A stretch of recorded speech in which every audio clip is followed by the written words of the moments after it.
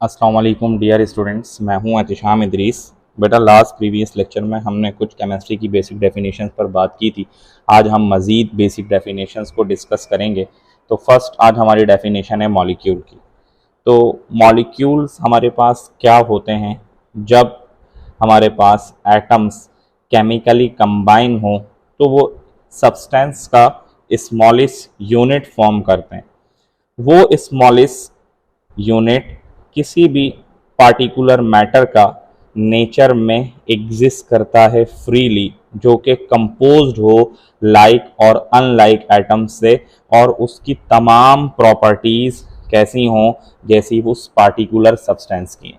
यानी मॉलिक्यूल्स आपके पास कैसे फॉर्म होते हैं? जब एटम्स एक दूसरे के साथ अट्रैक्शन करके, इंटरमॉलिक्यूलर अट्रैक्शन जिसको हम बॉन्डिंग कहते हैं, बॉन्ड फॉर्मेशन करके एक दूसरे के साथ जुड़ते हैं, वो हमारे पास क्या बनाते हैं बच्चों? मॉलिक्यूल्स। मॉलिक्यूल्स दो टाइप्स के होते हैं। फर्स्ट टाइप्स ऑफ मॉलिक्यूल हमारे पास क्या कहलाते हैं? होमो atomic. Second types of molecules हमारे पास क्या कहलाते हैं? Hetero atomic. जो होमो एटॉमिक मॉलिक्यूल्स होते हैं इनको हम होमोन्यूक्लियर मॉलिक्यूल्स भी कहते हैं। अगर वो होमो एटॉमिक मॉलिक्यूल सिर्फ एक तरह के एटमों से मिलकर बने हुए हों तो इन्हें हम कहते हैं मोनो एटॉमिक। क्या कहते हैं बच्चों? Mono atomic. अगर वो एक से ज्यादा मिलकर बने हुए हों, दो एटमों से मिलकर बने हुए हों, ये हमारे पास कहलाते हैं डाई एटॉमिक। अगर दो से ज्यादा, तीन से मिलकर बने हुए हों तो ये हमारे पास कहलाते हैं ट्राई एटॉमिक। और अगर तीन से ज्यादा एटमों से मिलकर बने हुए हों ये हमारे पास कहलाते हैं पॉली एटॉमिक मॉलिक्यूल्स। ठीक है। अब इसी तरीके से अगर दो डिफरेंट टाइप्स ऑफ एटम से मिलकर मॉलिक्यूल्स बने हुए हों ये हमारे पास कहलाते हैं हेटेरो एटॉमिक या हेटेरोन्यूक्लियर मॉलिक्यूल्स। इनकी एग्जांपल्स ये डाई एटॉमिक भी हो सकते हैं, ट्राई एटॉमिक भी हो सकते हैं और पॉली एटॉमिक भी मॉलिक्यूल्स हो सकते हैं। अब मोनो एटॉमिक की डेफिनेशन लिख लिए। मोनो एटॉमिक मॉलिक्यूल्स कौन से होते हैं? मोनो का मतलब होता है one. Mono means one. Mono atomic molecules made up of only one atoms। Like मिसाल के तौर पर इनर्ट गैसेस जो होती हैं आपके पास, इसकी एग्जांपल है इनर्ट गैसेस। अब इनर्ट गैसेस कौन सी हैं? इनर्ट गैसेस के जो मॉलिक्यूल्स हैं वो हैं helium, neon, argon, krypton etcetera. अब डाई एटॉमिक मॉलिक्यूल्स कौन से होते हैं? डाई का मतलब होता है दो। Molecule consist of two atoms called diatomic molecules. जैसे बहुत सारे डाई एटॉमिक मॉलिक्यूल्स नेचर में फ्रीली मौजूद हैं। हाइड्रोजन है, H2 है, O2 है, Cl2 है, N2 है, ये हमारे पास कहलाते हैं डाई एटॉमिक मॉलिक्यूल्स। लेकिन ये हैं एक जैसे एटमों से मिलकर बने हुए तो ये होमो एटॉमिक है। इसी तरीके से ट्राई एटॉमिक मॉलिक्यूल्स हमारे पास मौजूद होते हैं। Molecule consist of three atoms, ये हमारे पास कहलाते हैं ट्राई एटॉमिक मॉलिक्यूल्स। इसकी एग्जांपल हैं ozone, O3। Poly atomic molecules कौन से होते हैं? Molecules made up of many atoms called poly atomic molecules, जिनकी मिसाल है सल्फर का मॉलिक्यूल है, सल्फर 8 है, फास्फोरस का मॉलिक्यूल्स है, ये पॉली एटॉमिक मॉलिक्यूल्स हैं। अब हेटेरो एटॉमिक मॉलिक्यूल्स भी डाई एटॉमिक भी हो सकते हैं, ट्राई एटॉमिक भी हो सकते हैं। लेकिन ये जो आपके पास हेटेरो एटॉमिक मॉलिक्यूल्स होते हैं ये डिफरेंट एटम से मिलकर बने हुए होते हैं। जैसे मिसाल के तौर पर इनमें मैं मिसाल ले लूं HCl, ये क्या है? ये डाई एटॉमिक है। फिर इसी तरीके से ट्राई एटॉमिक की बहुत सारी मिसालें हैं। जैसे मिसाल के तौर पर वाटर है, ये ट्राई एटॉमिक है। फिर इसके अलावा पॉली एटॉमिक मॉलिक्यूल्स हैं, H2SO4 है, और भी बहुत सारी मिसालें हैं। जैसे शुगर हैं हमारे पास, ये हमारे पास क्या कहलाते हैं? Hetero atomic molecules. ठीक है बच्चों। अब नेक्स्ट हमारे पास डेफिनेशन आती है, वो आती है कंपाउंड की। किसकी डेफिनेशन आती है बच्चों? कंपाउंड। अब बेटा हमारे पास डेफिनेशन है कंपाउंड की। कंपाउंड हमारे पास क्या कहलाते हैं? कंपाउंड हम कहलाते हैं प्योर सब्सटेंसेस को, जो कि डिफरेंट टाइप्स ऑफ एलिमेंट्स जब केमिकली कंबाइन हो और कंबाइन होने के बाद वो किसी फिक्स रेशो में कंबाइन हो, फिक्स जो उनकी कॉम्पोजिशन हो, उनके बनने में आपके पास क्या हो, मॉलिक्यूल्स किसी फिक्स रेशो से कंबाइन हो, तो हमारे पास हम कहते हैं वो क्या बनाते हैं बच्चों, कंपाउंड बनाते हैं। अब सवाल ये होता है कि आखिर मॉलिक्यूल और कंपाउंड में फ़र्क क्या है।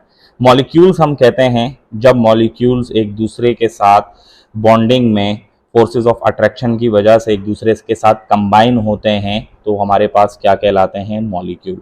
वो मॉलिक्यूल आपके पास जो डिफरेंट एलिमेंट्स होते हैं जब वो कंबाइन होते हैं तो उनके अंदर हो सकता है कि आपके पास जो बॉन्डिंग हो या होती है वो कोवैलेंट बॉन्डिंग होती है, लेकिन बहुत से कंपाउंड्स ऐसे हैं जो मॉलिक्यूल्स नहीं बनाते मुख्तलिफ वजूहात की बिना पर, या तो वो आइंस होते हैं, इस वजह से आइंस होने की वजह से वो क्या फॉर्म नहीं करते, मॉलिक्यूल फॉर्म नहीं करते, मॉलिक्यूल फॉर्म नहीं करते। तो कंपाउंड होने के लिए हमारे पास हम कहते हैं कि आपके पास कंपाउंड तब बनते हैं जब एलिमेंट्स केमिकली कंबाइन हो डिफरेंट बॉन्डिंग्स के अंदर, तो आपके पास वो फॉर्म करते हैं कंपाउंड्स। जैसे मिसाल के तौर पर कंपाउंड बनाने के लिए हमारे पास एग्जाम्पल है, वही आसान सी एग्जाम्पल हम लेंगे वाटर की। अब वाटर के मॉलिक्यूल में आप देखें कि जब आपके पास 2 हाइड्रोजन और 1 ऑक्सीजन आपस में एक दूसरे के साथ कंबाइन हो, किस रेशियो से कंबाइन है, एक मॉलिक्यूल अगर आपने वाटर का बनाना है, सही है, उनके दरमियान में जो रेशो होगा वो 2/1 का होगा। यानी वाटर आपके पास कहीं से कैसे भी आप इसको हासिल करें, चाहे आप इसको हासिल करते हैं समुंदर से, दरिया से, झीलों से, या फिर आप जो है बारिश से, तो उसके अंदर वाटर के मॉलिक्यूल्स के अंदर जो एक वाटर का मॉलिक्यूल फॉर्म होगा, ये आपके पास जो है तो ये कंपाउंड, हम इसको मॉलिक्यूल कहते हैं क्योंकि ये मॉलिक्यूलर कंपाउंड है, जो कि ये कोवैलेंट बॉन्ड इनके अंदर मौजूद होती है उसकी वजह से बनते हैं। लेकिन हमने जैसे कहा कि बहुत सारे कंपाउंड्स ऐसे हैं जो कि मॉलिक्यूल्स नहीं कहलाते, वो मॉलिक्यूल्स नहीं बनाते। क्यों नहीं बनाते? क्योंकि उनकी बॉन्डिंग जो होती है वो जो है वो डिफरेंट होती है। डिफरेंट बॉन्डिंग की वजह से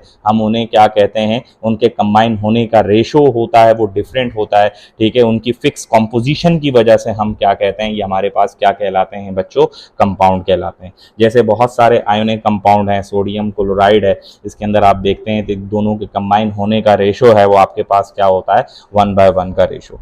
इसी तरीके से आपके पास अगर इस रेशो को चेंज कर देते हैं, अगर मैं आपके पास इस रेशो को यूं कर देता हूं 2 हाइड्रोजन और 2 ऑक्सीजन, तो ये हमारे पास कंपाउंड भी डिफरेंट हो जाता है, इनका 2/2 का रेशो क्या है, डिफरेंट है।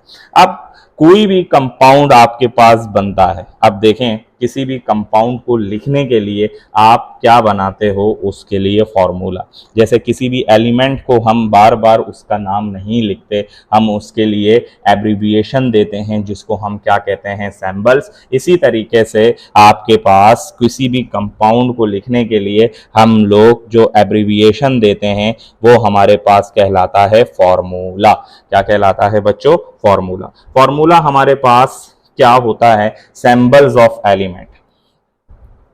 क्या होता है बच्चों, symbols of the element of which compound is made and their combining ratio.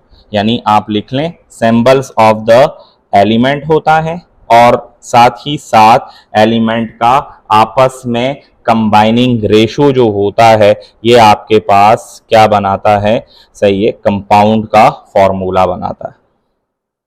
अब जैसे एग्जाम्पल के तौर पर हम बात कर लेते हैं, मुख्तलिफ हमारे पास कंपाउंड्स हैं जिनकी हम बात करेंगे। यहाँ मैं आपको इसकी एग्जाम्पल लिख कर देता हूँ। जैसे मिसाल के तौर पर सबसे पहले सोडियम कार्बोनेट, जिसका जो कॉमन नेम है वो हमारे पास क्या कहलाता है, बेकिंग सोडा। अब इनके कंबाइन होने का रेशो हमने 7/7 लिखा। फिर इसी तरीके से हमारे पास है कैल्शियम हाइपोक्लोराइड, जिसको हम क्या कहते हैं, ब्लीचिंग पाउडर। ये एक आपके पास कंपाउंड है। और डिफरेंट हमारे पास कंपाउंड होते हैं, कॉस्टिक सोडा जिसे हम कहते हैं सोडियम हाइड्रोक्साइड। फिर इसी तरीके से सोडियम नाइट्रेट। मतलब इनके अंदर कंपाउंड में हम ये देख रहे हैं different types of elements chemically combined together हुए हुए हैं, जो कि आपस में कंबाइन होने के किसी रेशो से कंबाइन है। उस रेशो के अलावा हम उनको क्या कहते हैं, अगर उस फिक्स रेशो में वो कंबाइन ना हो और वो सिर्फ फोर्सेस ऑफ अट्रैक्शन से जुड़े हुए हों तो वो हमारे पास कहलाते हैं बच्चों मॉलिक्यूल्स।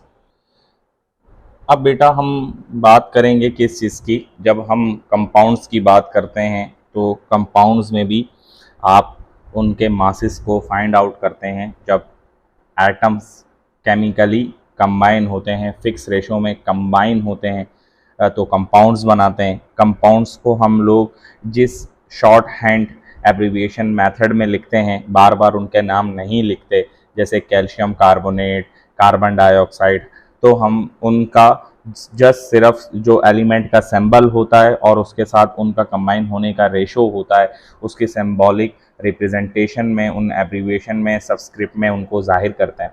फिर आप जब हम उनके मासेस को, जो अलग अलग एटॉमिक मासेस होते हैं, उन सबको सम अप करते हैं तो हमारे पास फॉर्म होता है सबसे पहले मॉलिक्यूलर मास। मॉलिक्यूलर मास हम उन कंपाउंड्स का निकालते हैं जो कि आपके पास मॉलिक्यूल्स फॉर्म करें।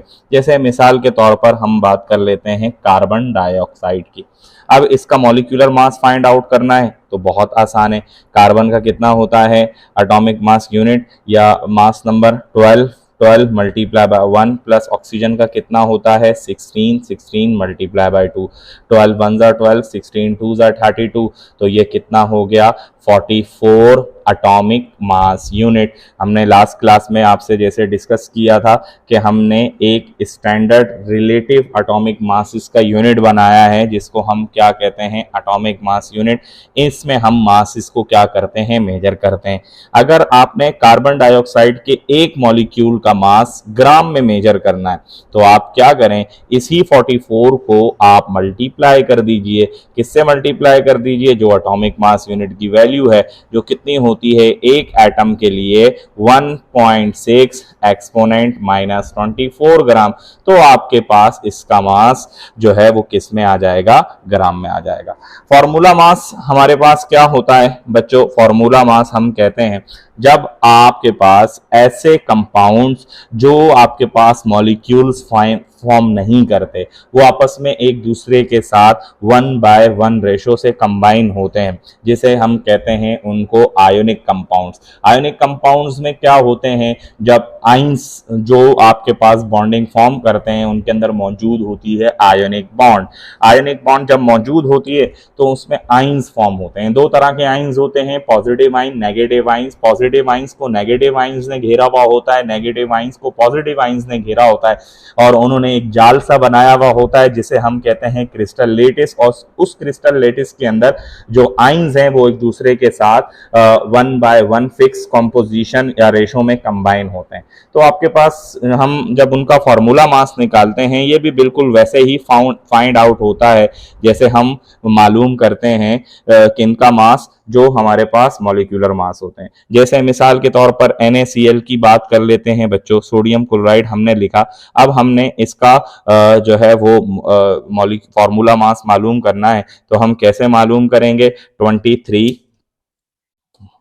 एटॉमिक मास कितना होता है सोडियम का 23 मल्टीप्लाई बाय 1 प्लस क्लोरीन का कितना होता है 35.5 मल्टीप्लाई बाय 1 प्लस। तो आपके पास 23 1 ज़ा 23, 35.5 1 ज़ा 35, तो आपके पास 35.5, तो ये कितना आ गया 58.5 एटॉमिक मास यूनिट। अब आयनिक कंपाउंड का जो आपके पास सोडियम क्लोराइड, जो आपके पास दोनों पॉजिटिव आइन और नेगेटिव आइन आपस में 1/1 रेशो से कंबाइन हुए, तो उनका जो आपके पास फॉर्मूला यूनिट आया है वो कितना आया है 58.5 AMU।